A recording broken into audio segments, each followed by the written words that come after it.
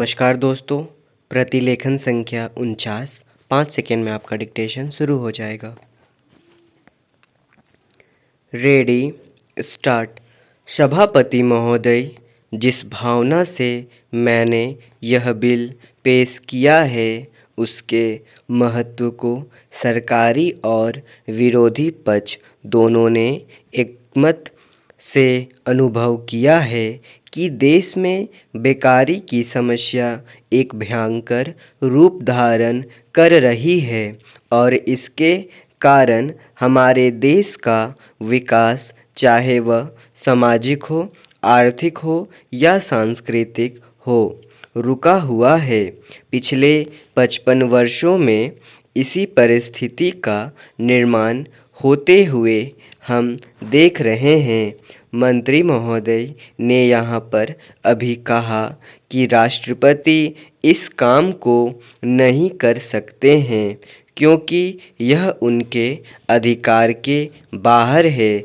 आप जब भी यह देखते हैं कि किसी राज्य में वहाँ की व्यवस्था, वहाँ का विकास ठीक नहीं हो रहा है तो उस राज्य में राष्ट्रपति का शासन लागू कर देते हैं। जब किसी राज्य में अराजकता फैल रही हो, विकास का काम समाप्त हो गया हो और वहाँ के नेता जिम्मेदारी से काम ना करते हो तो वहाँ पर राज्यपाल का शासन लागू कर दिया जाता है। ऐसे अनेक उदाहरण हमारे देश में मौजूद है।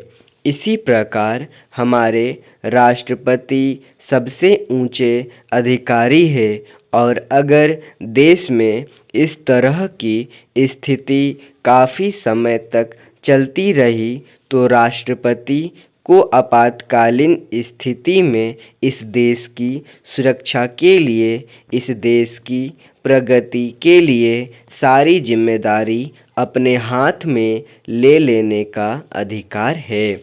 हमारे भाइयों ने बहुत से उदाहरण दिए हैं कि राज्यों में संयुक्त सरकारें नहीं चली, लेकिन उसके पीछे राजनीतिक मामले थे। अगर कोई राजनीतिक पार्टी जिम्मेदारी से काम नहीं करती तो संविधान में यह स्पष्ट है कि उस राज्य का सारी जिम्मेदारी राष्ट्रपति की है। मैं आपको एक उदाहरण देना चाहता हूँ। संविधान में आदिवासी हरिजनों की उन्नति के लिए प्रण किया गया था कि 10 वर्ष में उनकी सामाजिक तथा आर्थिक स्थिति को सुधार देंगे, लेकिन यह सरकार उसमें भी असफल रही। इस समय को 4 बार 10-10 साल के लिए बढ़ा जा चुका है, लेकिन फिर भी उनकी आर्थिक और सामाजिक उन्नति नहीं हो रही है। इसमें यह सरकार बिल्कुल असफल रही है। पिछले सत्र में इस विषय पर सरकार के विरुद्ध अविश्वास का प्रस्ताव भी आया था। इसलिए मेरा कहना है कि भारत में इस समय जो बेकारी की समस्या है वह इस ढंग की समस्या है जिसके रहते सारे देश को उन्नत बनाने की व्यवस्था हम सोच रहे हैं। स्टॉप।